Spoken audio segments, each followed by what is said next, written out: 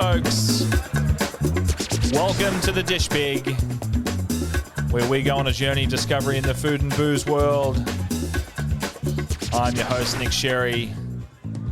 It's fantastic to be back with another episode. It's been a while between drinks, but we are ready to find our footing in 2022 and crack on. This week I had the absolute pleasure of chatting with an old mate, an all-round lovable guy with a laugh that will both terrify you and delight you at the same time. I'm talking about Mr. Iain Ling of the Lincoln Hotel in Carlton, Melbourne. Originally hailing from Liverpool, England, Lingy took over the Lincoln in 2014, and the pub originally opened all the way back in 1854 and has continuously been operated as a pub or hotel ever since. It's an award winner. The Lincoln was named Pub of the Year in 2017 by Time Out. In 2018, it was named Hotel of the Year at the Australian Liquor Industry Awards and also Pub of the Year at the Australian Bar Awards. And Lingy himself was named Publican of the Year in 2019 at the Australian Liquor Industry Awards. But I think Gemima Cody from Good Food best sums up this place as she wrote in 2020. At a pub, I knew I'd find proof that the whole world was still out there. When veteran Iain Ling took over, it developed serious dining credentials, championing Victorian produce, but unlike a lot of boozers-turned-gentrified-bistros, it never lost its roots. You want community? Here it is. It's good to have it back. Let's get into it. So, Iain, what was the last thing you cooked for yourself? Japanese curry. Ooh. Yeah. What goes into your Japanese curry? Basically all the veg in the house. It's a warm, nourishing meal. What kind of sauce are we talking though? Like, is this like super spicy? Is it kind of like a thick kind of sauce? Like, is it, you know? You just get the packs from the Asian supermarket. Yeah, like, right. One with maple and apple. There's a few, but it's always good just to have in the house because if you need something hearty to warm you up after a massive weekend like we've just done, yeah, it sets you up. Yeah, beautiful. Lingy, Iain Ling. Shekels. We know each other pretty well, but I'm convinced that there's a lot that I don't know about you. In fact, I know there's a lot that I don't know about you. Yep. You're not really originally around from these parts, are you? No, I was born in a underground jail like Bane. And just with the first question, we're off. This could go for about 30 minutes, or it could go for about 15 hours. Yeah, yeah. Where are you from originally? The dark.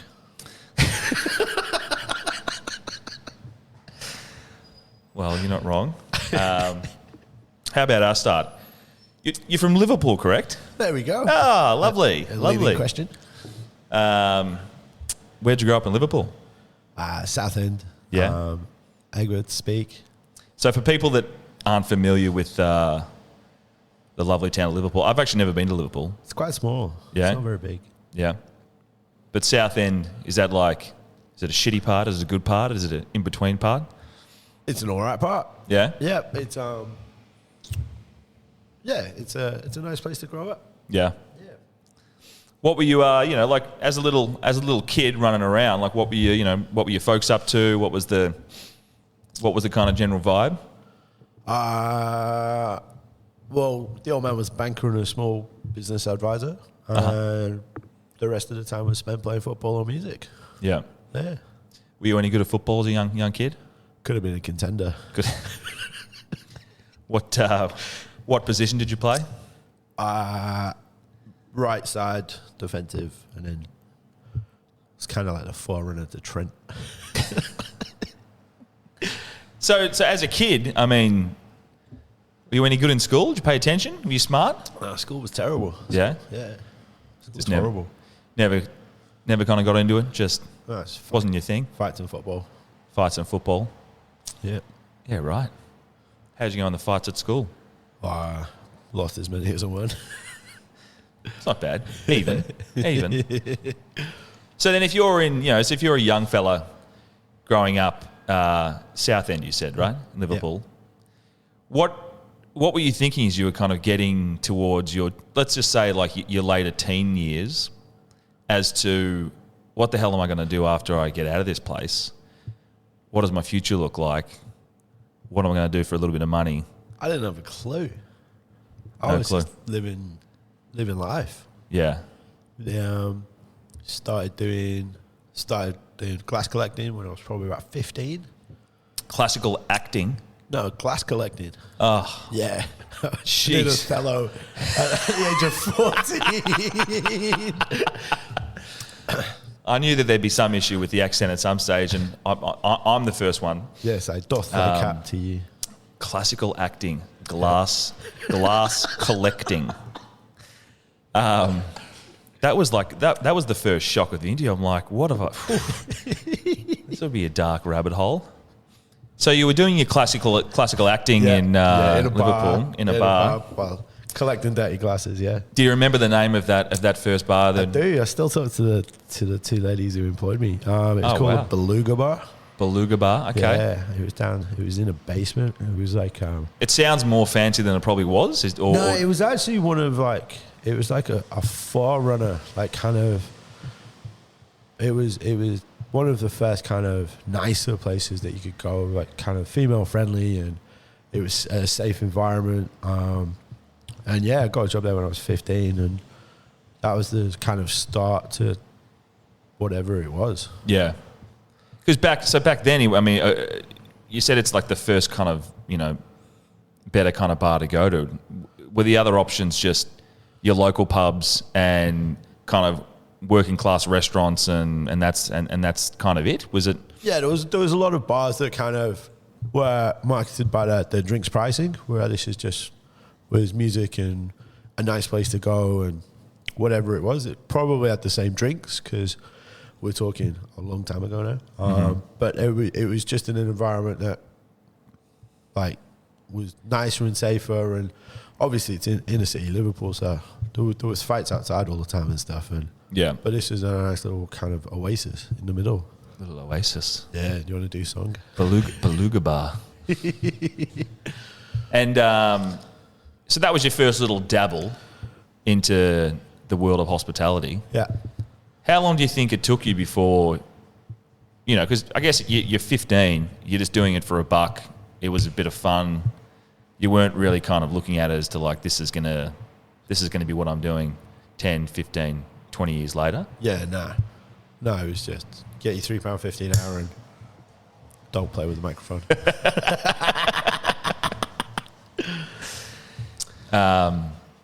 Yeah, so you're just kind of just trucking along and whatever, see where it goes. Yeah. And then after that, started doing some nightclub promotions for a gay club in Liverpool. That was fun. Yeah. Then I left to go to uni in Leeds. Where so you went to, so what did you study at uni? Very little. I'm shocked. Technically, I did PR. Started doing business information systems. And yeah, right. Over. Yeah. And how did that go? Yeah, it was great. It was life changing. But I mean, like, you did? Was someone trying to push you in that direction? Like, say to you, look, go after uni, like you have to do something, or did you kind of just? Yeah, it's kind of like the rite of passage where you go to uni, you work out. Obviously, kind of in the UK, you leave wherever you grew up to go to uni. There's a lot of swapping. Yep. So I went to Leeds, had a pretty good time, carried on doing nightclub promotions. Yeah. Talk me through some of your nightclub promotions. Like what kind of nights would you put on? And I used to work for the old man Dave Beer. He's got Back to Basics, which is still going. I think it's 26 years old this year, which is pretty phenomenal for a house night. Yeah. So I learned a lot from him. He used to work with Malcolm McLaren and lots of live, like there was always cool people around. Yeah. Like Howard Marks. Nights used to be fun. Yeah. We did a few things by ourselves as well. We did Public Enemy. Used to do some hip hop, some b-boy dances and stuff. Yeah, right. It was just good energy. And so you finished your uni degree, or did you halfway through be like, nah, this is not for me? I almost finished it, and then they failed me on a module that you couldn't fail on, and I was like, no. Hang on. They failed you on a module that you couldn't. As in like repeat. if you. Yeah, okay. Yeah, so I thought they were saying that this is actually impossible to fail on, but you somehow still managed to fail. I believe I could have. Yeah, and then I was like, can't be arsed hanging around another year. I was kind of falling into restaurants by then anyway. Okay. So I started working at a place called Pool Court, which had a Michelin star, which I didn't know what a Michelin star was when I started working there. But yeah, that was pretty cool. What kind of food were they doing there? High-end modern European. Yeah. Like, there was only 17 seats. Yeah. It was pretty. I'd never experienced anything like that before. Used to have to stand in the kitchen for 4 hours in silence. Imagine trying to do that now. In silence? Yeah, used to polish cutlery in silence. Like, big kitchen. The chef had announced the docket, and he took kind of like we're talking now. There wasn't any chatting in the kitchen. And was that? I mean, that was just very particular to this. Oh yeah, that was place? this chef. That was his design. Even though he was a mad Middlesbrough fan, and he had like 3 or 4 ABH, GBH convictions. I think that's why he could get it done. He was a fucking good chef, though. Yeah. Yeah. So how long were you there for? Not very long. I was still cutting my teeth, and I kind of wanted something a bit more busier, like kind of with more energy. Yeah. So I got a job in a place called Room, which weirdly enough, I still talk to most of the people we work together. There's a couple up in Sydney, and I actually engaged my old boss to help me recruit for the new head chef like a few weeks ago now. Yeah. But yeah, it's nice to have those connections still, because that was when we were 19, 20, 21. Seems like, I mean, a lot of people know that you have a pretty big personality, but it seems like with each interaction you've had in these early on days, you're still speaking to people from each stop that you've made. One or two of them. I think you just collect people, don't you? It's like a fisherman. Collecting your fish. Yeah. So Room, but like, again, like how does someone get an interest and that desire to kind of, learn more about, high-end food, good food? Like, did it just kind of keep falling into place, or was there a moment where you're like, holy shit, like, you said like you didn't know what a Michelin star was going into this first restaurant. What made things kind of click for you and want to kind of keep diving into that kind of world? I don't know, just Frank Camora's outside. Get him in here, part 2. What was the question? The incident that kind of really wanted you to kind of discover and learn more about the food side of things. I mean, if you started at that restaurant when you didn't know what a Michelin star was, and all the awards and shit that comes with those type of venues. Yeah. I kind of fell into it, and I really enjoyed it. And I was like, if I've got to take something seriously, I may as well take this seriously. So I kind of wound up my time in Leeds, moved back home for a little bit while I was planning on jumping down to London, because that's where you go to, well, back in the day. Now, I think it's changed a bit now. But, like, if you were going to do it seriously, you had to go to London. Yeah. Like, there was 1 or 2 restaurants in the north, but you weren't going to get paid. You were going to be in the queue. So I moved down to London in 05, 06. Mm-hmm. And, yeah, started working at a pub in Maida Vale. That didn't go too well. And then got a job at the pub didn't go too well, or you didn't go too well? Probably a different story for a different podcast. Yeah, so I left there. I left with several members of staff, like all of them. Okay. And then got a job at Rocker doing high-end Japanese food, which was really cool. Yes, I remember. That's where we met Bricky, right? Yeah, Chris was there too. Yeah, I gave him a job there, and Penno. There's been a few of us through that building. I remember that they did like that. I remember they did that Dessert bowl. the huge dessert, like it looked like a boat or something, right? Yeah, just enormous bowls with rocks and rocks of ice, and Yeah. it takes 3 people to carry them. It's a nice showstopper. Good spot. Yeah. Spot. And how long were you there for? 2 years. Yeah. So you're just you're collecting all your experience along the way. Still a pretty young lad, but did you then kind of start to say, all right, I'm going to have to be in a position one day where I'm the owner, I'm running the show, I'm in control of things? When did you kind of set your sights on getting to that, and of course, and we'll probably get to it, is leaving London? Ownership was never really an option because I didn't have access to. Like it just wasn't an option until much later. If you stay in the UK, you've got the hurdles. You've got class hurdles. You've got money hurdles. You've got ownership hurdles. You've got the politics in whatever chains you've got, because a lot of the groups are like, there's a lot of politics in restaurants. It's crazy. He said, she said, they did that, they did whatever. So it's not really a thing that was on the cards. I'd never really considered it. It wasn't until many years after I got to Australia. Yeah. Yeah. So then, what kind of prompted you to leave London? Stella, my missus, was moving back. She'd finished her 2 years abroad. So you guys met in London? Yeah. We met her at Rocker. She was a bartender downstairs at Sochi. So you met your wife. Well, she wasn't your wife then, but she was bartending downstairs. Yeah.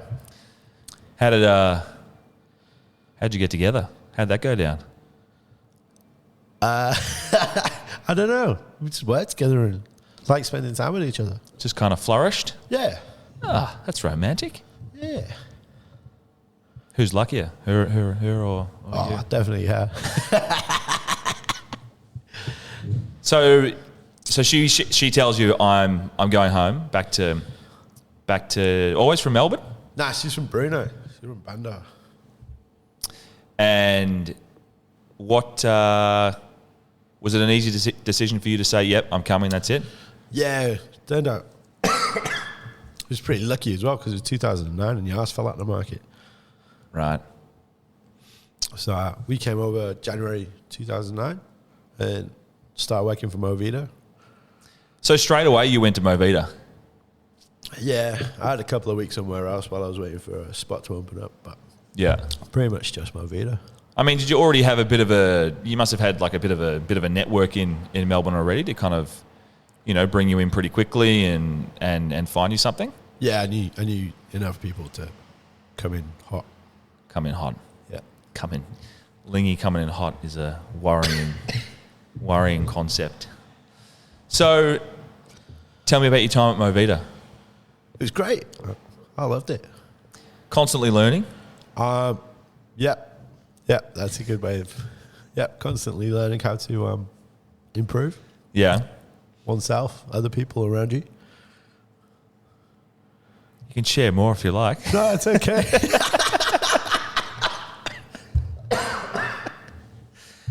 I mean, it's no, you worked yourself, you worked up pretty high in the ranks at Movida. You were there for a while, right? Yeah, like 6 years.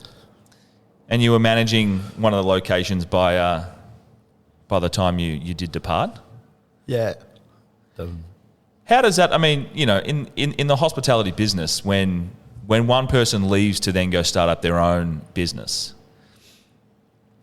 it doesn't seem like people don't get pissed off about it, right? It's not. It's more like if they've been loyal and a good worker over the years, like you want to be able to support the industry and support the community and 100%. and support them. It's never a case where it's like, oh, this person's pissing off and Excuse me. Pissing off and just you leave through the front door with your head held high. Yeah. And everyone wishes you well, especially at Movida. Yeah. So, but before you left Movida, because the next step in your career was actually setting up your own establishment. Yeah. talk me through how you decided to do it, how long did it take, the hurdles that kind of, you have to go through to set up something like this. Like it's a bit of a process, I'd imagine. It's pretty crazy. It took us about 2.5 years to buy the pub. Wow. We walked away from the deal a few times. So why was that? Like what just wasn't falling into place? Mostly the guy just wanted too much money. Mm-hmm. Like he was willing to engage and talk about it, but he had a very elevated valuation. Right. And we knew that there wasn't so much kind of goodwill coming with it, because we were doing our due diligence, and it was quite empty most nights. Yeah. So we had a number, and he wouldn't budge on his, so we walked away and came back to it maybe 18 months later when he contacted us to do some consulting. And I just offered it to buy it again. Yeah.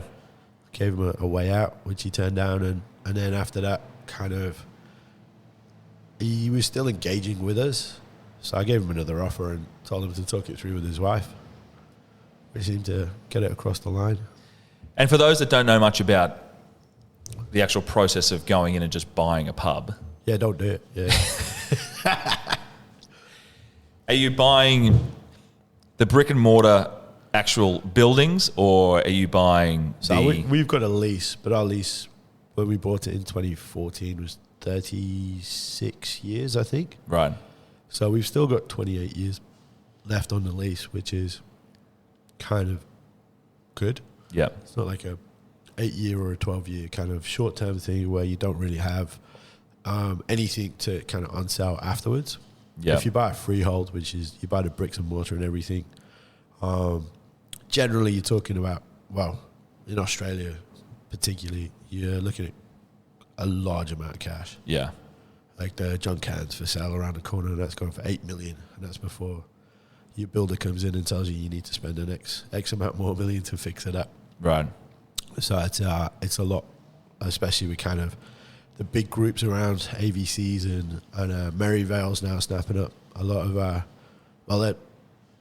they've done a few beachfronts lately. Yeah. But yeah, kind of scary amounts of numbers.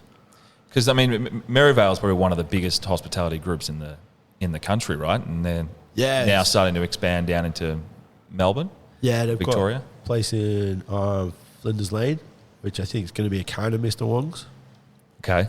And then they've bought the Lawn Hotel. Yeah. Because I mean, how many independent pubs like the Lincoln Arms are left in a place like Melbourne? That's a good question. I don't know. I don't know. I'd have to phone somebody and ask. But I mean, it's got to be. I mean, because there's been. I mean, over the years, it seems like a lot of pubs have been disappearing, but either getting bought up by other groups or shutting down altogether.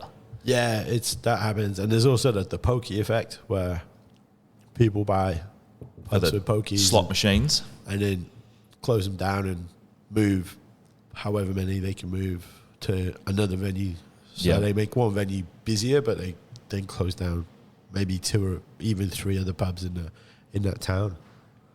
And it was always a pub that you wanted to be an owner of, or no? We were looking at all kinds of stuff. Yeah, we were kissing frogs, as we call it. We kiss a lot of frogs to find the one you want. Yeah. I'd never actually worked in a pub before. I was in the cellar going, what the fuck are we doing here?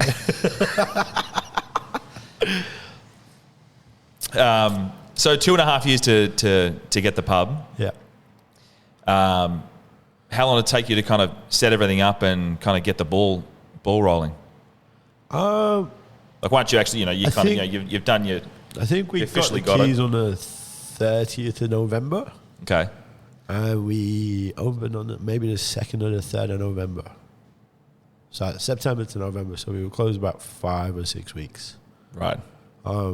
We didn't have any money by that time, so we spent most of the money we had on the kitchen to bring it up so we could do the level of food we wanted. And then we just decided to open parts of the pub that looked as respectable as we could get them. And I like back in the like that first few weeks, we there was like raw plaster on the pass. Yeah. Like it was very by the seat of our pants. It was like get $1, spend $1, get $1, spend $1, get the plaster in. And I mean, were you thinking at all that, shit, what if this doesn't work? What if this doesn't, what if this falls over in 6 months? Or fairly is not really an option, is it? But you were fine. You were just going for it. Yeah, I just said goodbye to my family for a couple of years, and right. I went hard. Father of the year. Yeah. And I guess, early days, when did you realise that, okay, this is actually maybe working and we're getting a bit of attention, people are in here more often, it's more full, we're doing more covers? Probably about year 2.5. Right. Yeah. It was weird. We just couldn't get a translation right. It was all of our restaurant regulars, it was a bit too pubby for them, and all of the pub people, it was a bit too restauranty for them. Mm-hmm. Now it's like a kind of no-brainer when you see somebody who buys a pub or takes over a pub and they're like, oh, it's got good bones, we're just going to do a really good food selection, we're going to do a small wine list. That's what we did 8 years ago, and it confused the shit out of everyone.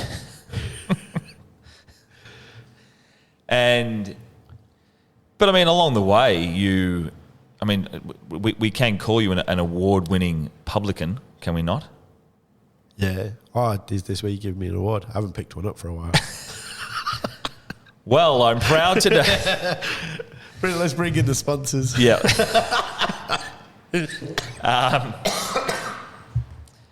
But yeah, I mean, like there must have been. So, how did you? So, if you're getting that feedback, which is actually pretty good feedback from your customers to be saying, look, it feels a bit too restauranty, or we had to work that out. Are you working that for yourself? Yeah, it wasn't. That was the constant tweaking that you go through with a product to kind of. It's what you want to do. It's what you want to, where you want to end up, but then whatever your commercial reality is what you tinker towards. Right. So how did you kind of tweak and tinker till you felt like you had it right? Or is that constantly happening? It's constant. Like we changed. Well, obviously, kind of with the COVID and stuff. Our product's very, very different to what it was 2 years ago. In what way? For starters, the pub's almost twice as big as it was. Because we went to outdoor dining. Right. We've got 90 chairs outside now. We went from 20 something. And we've got a private dining room, which used to be a Chinese restaurant. And that holds 30. So when this place is full now, like it's not like we made the kitchen bigger. So, yeah, we're constantly kind of changing. Like the builders have been through recently. We're going to change all of our back of house procedures, just so we try and make everyone's life a little bit easier, a bit more organized. What kind of procedures, like, what kind of changes do you make in that way? Just how we store things, racking, just so we haven't got stacks of things everywhere. So it's all on shelving units where it's easy to find, where you can tell somebody that's new where it is straight away. Yeah. And everything's nice and easy to clean, and just like really simple things like that, which make a better working environment and a better culture for everybody. So you're getting extra organized. Yes. But tell me, and we can talk as much about it or as little about it as you want, because I'm sure you're probably sick of it. But when COVID did hit and the shit really hit the fan, talk us through how you managed to keep the business going.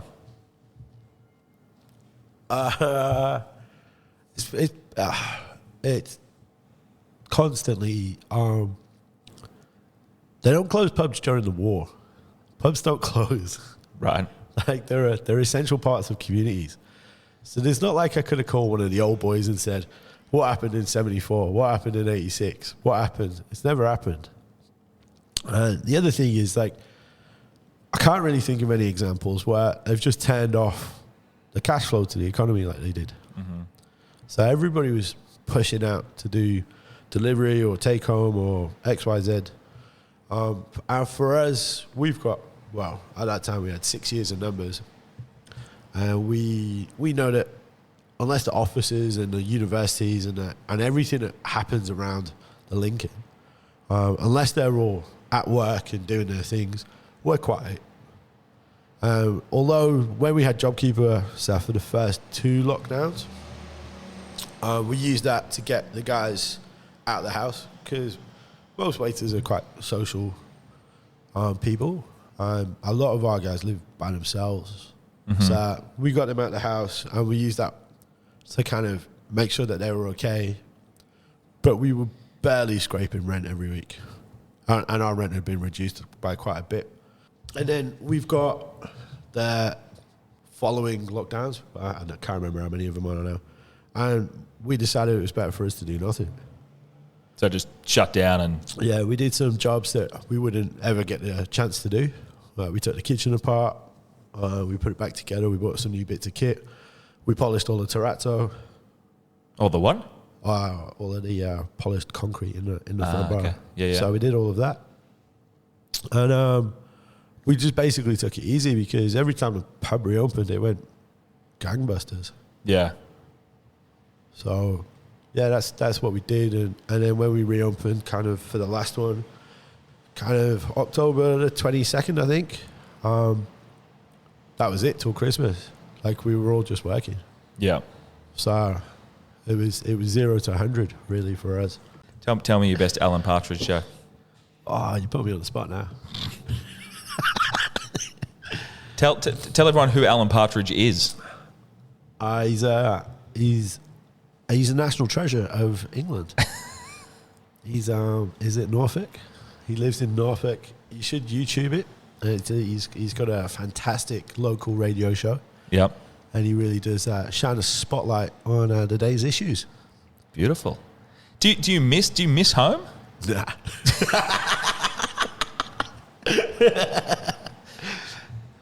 Nothing at all? You miss your mates and you miss your parents, and that's about it. Yeah. Yeah. Then you just get on with it. Yeah. Home is where you are. Home is what you make of it. Oh, look at those beautiful words from Iain Ling. Yeah. You don't miss your football team? Just watch them on the telly. Yeah, it's actually easier to watch Liverpool here than it is at home. And then, yes, I get to fly home with your stepbrother sometimes to watch matches. I mean, is there anything along the way that you would have done a bit differently? Oh, thousands of things, but I'd start with number 1,000. We'll count down. Agreeing to this podcast. Okay, number 999. Not having it tomorrow. What else? I don't know. That's what growing older is, isn't it? It's experience. It's how you take everything that's come before and make tomorrow better. Surely. Yeah. You can't actually change anything, but you can treat future endeavors and experiences with the things that you've learned up until this point. I mean, you were saying when you were, you wanted to, after leaving that initial restaurant, like you wanted to go somewhere with more energy. You have a lot of energy. You like a laugh. When you get a bit older, and you have 2 lovely daughters, and you want to have a family, is it tough to kind of make it all work at once, or do you find that priorities shift and you can still run the business to the same degree and give it enough attention? And at the moment, that's quite a tricky one, just because we've got so much staffing shortages. Right. I think we're about 7 short at the moment, which is not a small amount. So how long do you think it's actually going to take you to get staff back? Like where have they all gone? Or have they moved on to other industries. Like, what's it going to take, do you think? Well, for starters, when the Prime Minister stands up and says, go home to people with visas who've been paying taxes, it's not good luck. On the back of that, at the start of JobKeeper, a lot of Kiwis didn't qualify for it, so they went home. Okay. There's no backpackers. Yep. And now, with the news, there's quite a common misconception that Australia is flooded, which is what we're hearing at the moment. So there's not really many options for, like, the natural or the older kind of talent pools that we would dip into, students who are coming back slowly but surely, but I'm pretty sure we're not seeing as many as we have done in previous years. Backpackers, kind of RIP. So our assistant managers, our venue managers, those guys have been getting paid in Queensland, WA, wherever you want. Yeah. But the stop-start nature and the poor rollout of how we looked after our staff from the government has really affected the confidence. You better get a job in the construction industry. They haven't been turned off, So it's going to take a long time. It's probably going to take years. You think so? Yeah. So it's not like maybe give it another 12 months and we'll be back to where we were. It's like this is going to be a very slow journey. Yeah. Then looking ahead, then what are you looking forward to? Like, what do you want to kind of do with the Lincoln that's going to kind of help you grow in a way? Well, that's part of what we're looking at the moment. It's kind of how our company culture and the reason why our staff stay with us, and looking into that and drilling down into it and trying to find one or two or three, and all of a sudden you've got more of a foundation, and then you build from there. It's not going to happen overnight. It's still going to be some long shifts ahead, but it's definitely kind of, there's a pathway out. Yeah. I've always been curious to speak to venue owners about how they take criticism. Yeah, it's time to get fucked. That's the answer I was looking for from you. I mean, do you find it hard to... Well, okay, look, if it's constructive criticism, then that's fine, right? It's like, thanks for pointing it out, we'll, 100%. We'll fix that, good suggestion, whatever. Yeah. When it's not... That's when I go to town. That's when you go to town. Yeah. Don't hold back. Nah, fuck them. And that's that. It's called being turbo-linged. It's horrible. Turbo-linged? Yeah. I wonder, do you remember some of the biggest turbo-linged experiences that you've had? There's no way it's going on tape. You don't even want to try an edited version? Nah, we're good. You might lose a customer base. Either that or just get. It's best just left.